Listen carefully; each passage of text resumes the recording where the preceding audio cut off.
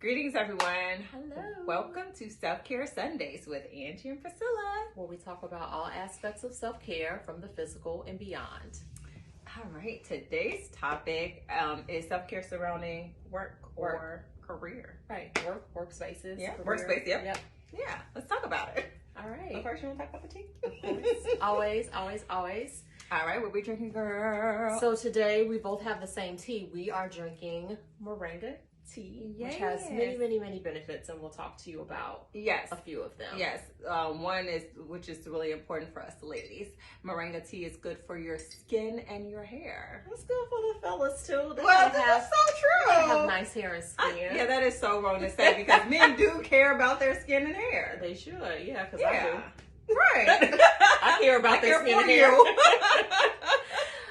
Okay. Another benefit of moringa tea is it is a very nutrient-dense tea. So in moringa tea, you will find protein, iron, vitamins A, B, and C, and some magnesium. So it also helps with some health conditions such as, it helps manage health conditions such as diabetes. It helps balance your blood glucose levels. Yeah. And it's also good for cancer and managing cancer. And I said anemia. Anemia. Yes. Yeah. There you go. And I said high blood pressure, right? Mm-hmm. Okay. Thank you. All right. It's good. Some good stuff. Yes. Can't keep up. So, again, talking about self-care surrounding work. I have a couple different experiences or a couple different things I want to share because I have some different ways of caring for myself depending on if I'm, working corporate or if I'm working for myself. So having recently left corporate, I can of course mention a couple of those things versus how I am caring for myself running my own business. Yeah. So in work environments, I think one of the things that we have in common, take your break. Yes. Take your breaks. Your lunch break. That's something that's always been very meaningful to me because in a situation where, teaching adults, I value, and I do in any environment, my downtime. Yes. So when I'm on my break, when I'm on my lunch, I take it. I'm not skipping it for anything. And secondly, don't talk to me while I'm on it. Don't ask me any work-related questions because this is my personal time. And most of the time for my break, homegirl will be in her car. I was just about to say that. You would call me like, I'm in the car, girl. I'm in my car, girl. Winter, spring, summer, fall. I'm in my car. My car was my lunchroom. Yeah. Just to simply not be bothered because anytime when you are in the work cafeteria or the work lunchroom, you're there with your coworkers, and not that I have a problem with that, but I want to talk to my coworkers on my work time. Yes. Not on my lunchtime. I just need that time to have a break in the day. So that's one of the things I'm very serious about, taking your lunch.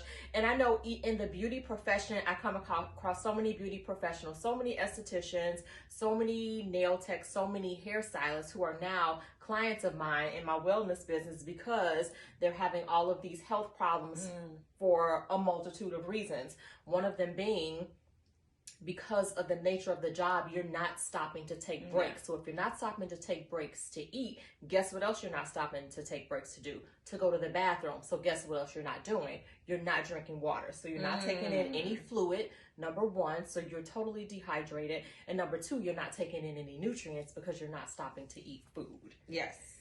So, take your breaks. It really matters. And even if you say, oh, it's just today or oh, it's just 2 days, 2 days turns into 2 weeks, turns into 2 months, turns into 2 years.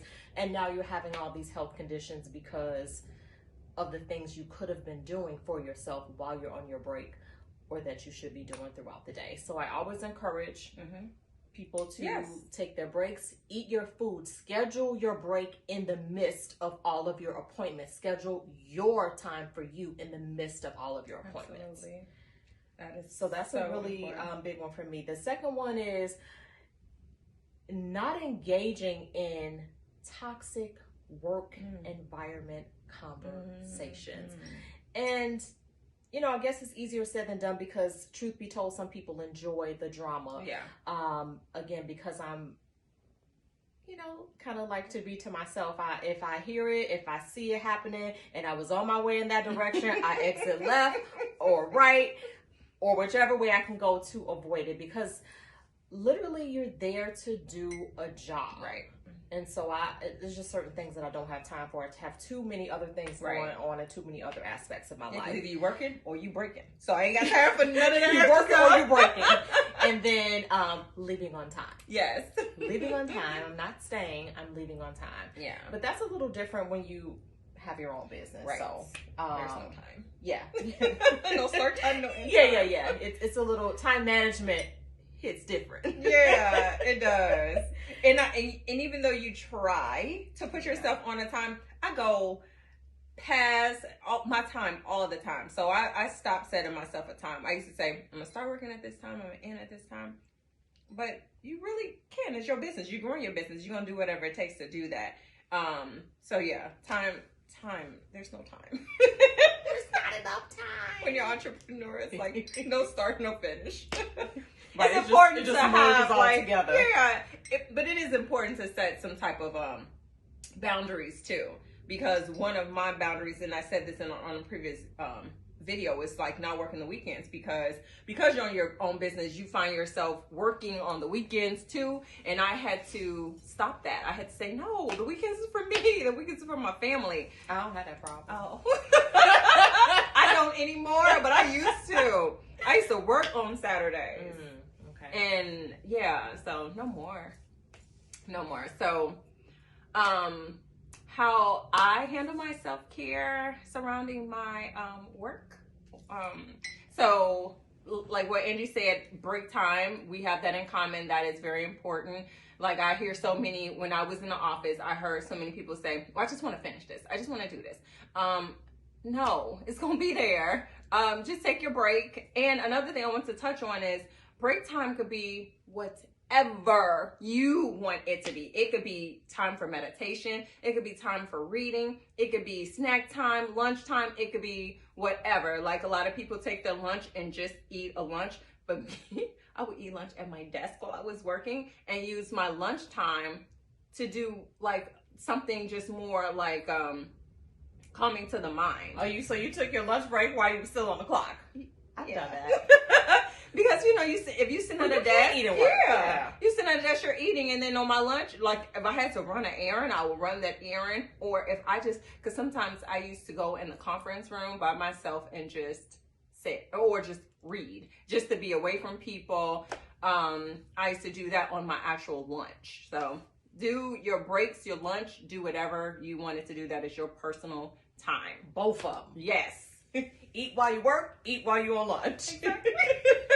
But you know what? You reminded me of something. I remember when I was teaching in Downers Grove, and we had this beautiful meditation space. So during my break or my lunch, because we had breaks, we had lunch, whatever, I was in a meditation room. Well, crazy enough, one of the students came into the room while I was meditating and ended up going to tell management that I was asleep. Wow. But she didn't know, because she wasn't none of her business. Right. That I was on my lunch break. She was not in my classroom. Wow. So she technically wasn't one of my students, but she didn't know that I was on my break doing what I wanted to do while I was on my break. And so my boss was like, I doubt that that's the case, but that's not the case. I know her. And that's another thing. When you work in an office space with other people, mind your business. Just mind your business. Take your breaks and do what you want to do on your break. Don't worry about what somebody else is doing on their breaks. Like, honey, a mantra. Yeah. Mind your business. Mind your business. All right, my other one is, if it's not life or death, don't stress. Like stressing with work, whether it's your own business or you're working for someone, if you're not working in a hospital and you're a doctor and you're over somebody's body with a scalpel, or it's not that serious. So it's not life or death. Don't stress. It'll be there tomorrow. And if it's not going to be there tomorrow, it's okay. Like, it's still okay. If it's not life or death, do not stress. I see so many people ready to pull their hair out at work because they didn't finish this, they didn't finish that. And I don't identify with that. No, me either. I'm like, I'm not stressing. A lot of people do not take well when you don't stress. They think you don't take it seriously. Or they think you don't care. Or you too laid back. Or you too mellow. And... Do you remember that time I told you about what happened to me at when I was active duty? I don't know. Oh my gosh. All right. You may be watching. Yes. I used to work where I used to work when I was active duty, not my very last position, but the position right before that. I was being told that I was too zen. They said I didn't take work serious. I didn't seem upset when something didn't go right. And I literally thought I was in the Twilight Zone. Like, seriously, I'm listening to this supervisor tell me that this is a negative counseling they're giving me on the fact that I am too zen.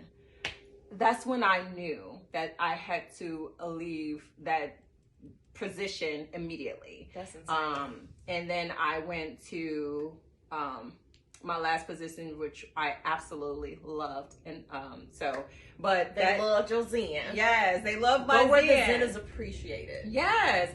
Yeah, I couldn't believe that. Like, because I didn't stress out, or I was just like, all right, it'll be there tomorrow. That attitude. And when I say that, I don't mean like, whatever, I don't want to do it right now, I'm going to do it tomorrow. I'm not talking about that. I'm talking about it can't get done today. So it has to get done tomorrow. Right. That's what I'm talking about. Like, I didn't push stuff off. If it had to be pushed off, I wasn't stressing about it. So it is what it is. Yeah. It's like, if you can't change it, then what are you stressing for? If there's nothing you can do about it right now, you have to have the ability to move past that and go on with your life. Yeah. Because stressing it is not going to change the fact that it still can't get done right now. So even when you're done stressing, it still can't get done right now. So you stressed and it's not done. and you get ugly from stress. Yes. Wrinkles, no. Yes, no. So yeah, if it's not life or death, it can wait. And you know, something else that I think is a really useful tool that we have been told to do since we were very young, and it really works. Make a to-do list. Mm-hmm. Make a to-do list with things that are most important first, so that if you don't make it to the bottom of that list, those were the things that were not most important anyway and probably could wait until the next day. Right. That is a game changer and a lifesaver for me. And I live love by list. Crossing it off, checking it off like, boom, done. Yep. What? That. I did it. Death to this list is gone. Yes, that is such a good idea. I'm a list person. I got that notebook is full of lists. Yeah, mine is too, but mine is not in the same organized fashion. So I got some in the front, some in the back, some in the middle. Then I'm looking for the page. Where is the to-do list? My list for today. Look, I'm looking for the to-do list for today, and I'm on the to-do list for tomorrow. So yeah, I gotta get it in order. Let's get her a notebook, y'all. No, see, that's the thing. I have a journal, but I just sometimes open it up and write in the middle. Oh, I don't write from front to back. You don't? No, I do not. I am totally unorthodox. Wow, I do not write from front to back. I pick it up, open a page, and be like, oh, I'll write this note right here. And then I come in and I'm looking for it. My current notebook, I'm only using it for this course that I'm taking. And I'm like writing notes, and then I get to like page probably 5, and I wrote in it. So I did that too. Like I started... It's like I just opened the notebook and just started writing stuff. So as I'm really going from front to back now, I'm getting to that page where I gotta skip over the pages that I wrote in randomly and then just rip it out. Yeah. So I've done that too. So yeah. Okay. Well, we hope this inspires you to take some additional steps to self-care in regards to your working environment. Absolutely. All right, y'all. Until next time. Bye. Oh, wait. Don't forget to drop in the comments below about how you care for yourself in your workspace or in regards to managing your time if you are an entrepreneur. And let us know if you like moringa tea. Like if you're able to try it. Yeah. Because there's a lot of benefits in that tea. There's a lot of benefits. Yeah. I won't say that it's the most tasty, but the benefits alone is enough to get me. But when you think about it, like the things that's good for you don't always taste good. Yeah, I always tell my kids when I'm making them a tea for a certain reason or giving them a supplement for a certain reason, I'm like, don't worry about the taste. It's not about the taste. It's you want to feel better, right? So that's what I always tell them. So if any of those benefits, if you're looking for any of those benefits, don't even think about the taste. Just drink your tea. And if you drink Hennessy, you can take moringa.